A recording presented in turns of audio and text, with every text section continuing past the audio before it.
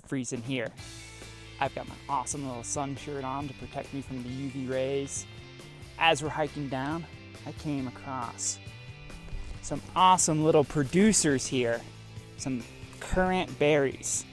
Now, thanks to my expert friends who told me these are safe to eat, I'm going to show you an example of a consumer, someone that eats plants, consuming a producer, which is this little currant berry right here.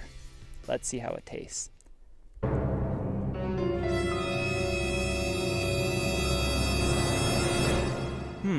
Kind of like a mix between a cherry and a grape.